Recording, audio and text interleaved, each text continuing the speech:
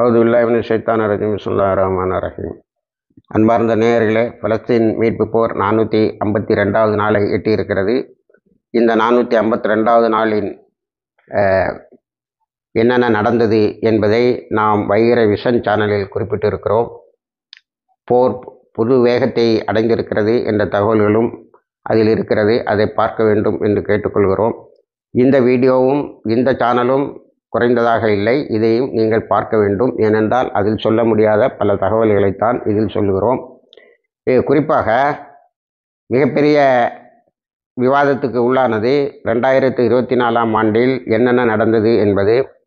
அதில் இஸ்ரேலுடைய achievements of the war, Israel இந்த போரால் அடைந்தது என்ன, அதனுடைய இலக்கு டனல்ஸ்களை அழிப்போம், அதனுடைய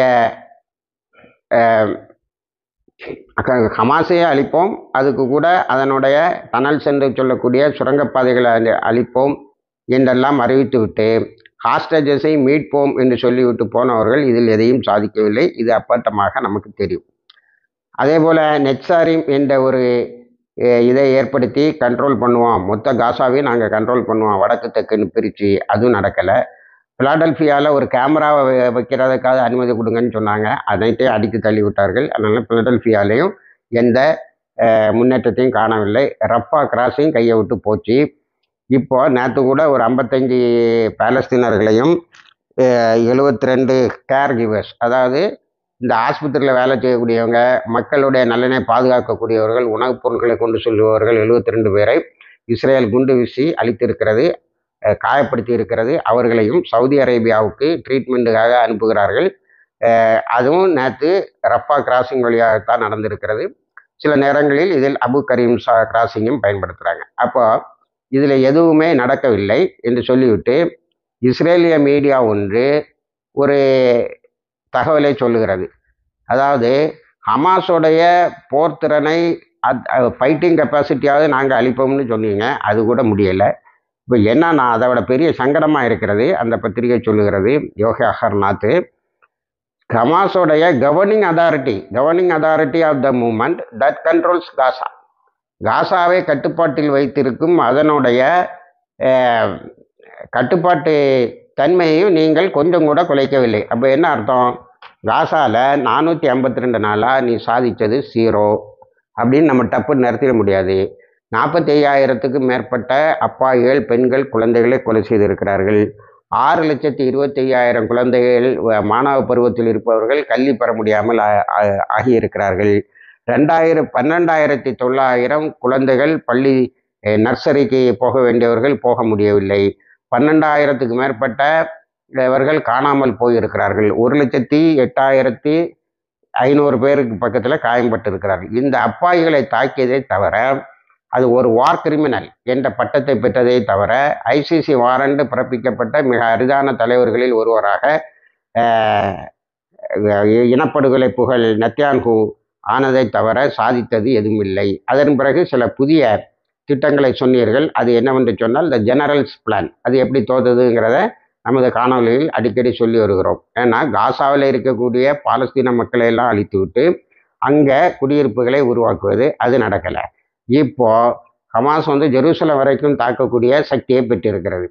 அடுத்தது ஒரு சாதனை என்னன்னா, இஸ்ரேலுடைய சாதனை வெஸ்ட் பேங்கையும் காசாவாக மாற்றியது. காசாவில் எப்படி போர் தொடுக்கிறதோ தேசம் அந்த அளவுக்கு இல்லாட்டாலும் அதில் ஒரு 50 விழுக்காடுகள் அதே வேகத்தோடு சண்டையிடும் குழுக்கள் அங்கே தயாராகி இருக்கிறார்கள். இப்போ ஒரு தலைவலி இழுத்து தலையில் போட்டுக்கிட்டேன். அதை மேக்கரையை தன்னுடைய கைகளில் வைத்துக் கொள்வதற்காக பாலஸ்தீன் அதாரிட்டிக்கு திடீர்னு உதவி செய்ய மாட்டேன், திடீர்னு அவர்களுக்கு ஆயுதத்தை கொடுத்து போராளிகளை கொலை செய்யணும்னு சொன்னேன். போராளிகள் ஒரு அறிக்கை விட்டான், ஒரே அடியாக அடித்தான், பாலஸ்தீன் அதாரிட்டி காணாமல் போய்விட்டது என்று சொல்கிறாரு. காணாமல் போய்விட்டது என்பதையும் இஸ்ரேலிய ஊடகங்கள் சொல்லி வருகின்றன. ஆக காசா ஹமாஸோடைய கட்டுப்பாட்டில் தான் இருக்கிறது என்பதை சொல்லாமல் சொல்லிவிட்டன இஸ்ரேலிய ஊடகங்கள். நல்ல தெளிவான வார்த்தைகளே சொல்கிறாங்க. Not the governing authority of the movement that controls Gaza. நீ அந்த கவர்னிங் அதாரிட்டியை இது பண்ணலை. ஆனால் நீ ஒன்று என்ன செய்திருக்கேன்னா, அதனுடைய ஃபைட்டிங் கெப்பாசிட்டி, சண்டையிடும் திறனை குறைத்து விட்டதாக சொல்லுகிறாய். ஆனால் எப்படின்னு குறைச்சிருக்க முடியும்? குறைச்சிருந்தா அவங்க எப்படி அந்த காசா பகுதி முழுவதையும் தங்களுடைய கட்டுப்பாட்டில் வைத்திருக்க முடியும் என்ற இந்த ஒரு வார்த்தை எல்லோரையும் போல நமக்கும் ஆச்சரியமாக இருக்கிறது. உண்மையில் அது நடந்திருக்கிறது என்பதுதான் உண்மை. இப்படி எல்லா முகங்களிலும் தன்னுடைய புதிய இலக்குகளிலும் நெட்சாய்மை உருவாக்குறது, அதே மாதிரி பிலாடெல்பியா, ரஃபா போன்ற இடங்களை கையில் வைத்துக் கொள்வது, ஜெனரல் பிளான்ஸ். இன்னொரு பிளான், பெரிய பிளான் தோற்று போச்சு. டே ஆஃப்டர் காசா பிளான் சொல்லி இடையில அதை பேசிக்கிட்டே இருந்தான். காசாவை சீக்கிரம் ஜெயிச்சிருவோம். இது வந்து 200வது நாட்களில் போர் தொடங்கி 200வது நாள்லேயே சொல்லிச்சு சீக்கிரம் நாங்கள் ஹமாஸை வீழ்த்திடுவோம், அதுக்கு பிறகு அதை எப்படி கண்ட்ரோல் பண்ணுறதுங்கிறத பற்றி பேசிகிட்டு இருக்கிறோம் அப்படின்னு. அப்போ இப்போ கேட்கக்கூடியவங்களுக்கு எப்படி இருக்குன்னா, ஓ கிட்ட வந்துட்டாங்க போல தெரியுது, அதனால தானே அதுக்கு பிறகு காசாவை எப்படி கண்ட்ரோல் பண்ணது, எப்படி நிர்வாகம் பண்ணதுங்கிற பற்றி பேசுகிறார்கள்னு. அதை பற்றி இப்பொழுது பேச்சே இல்லை. இப்படி ஒரு ஒட்டுமொத்தமான தோல்வியை சந்தித்து ஒரு பெரிய இனப்படுகொலையை கூட்டுப்படுகொலை செய்து வாழ்ந்து கொண்டு இருக்கிறது இஸ்ரேல். இணைந்திருங்கள், எல்லா தகவலையும் கொண்டு வந்து சேர்க்கிறோம். ஆகிருந்தாவான் அல்ஹம்துலில்லாஹ் ரப்பில் ஆலமீன்.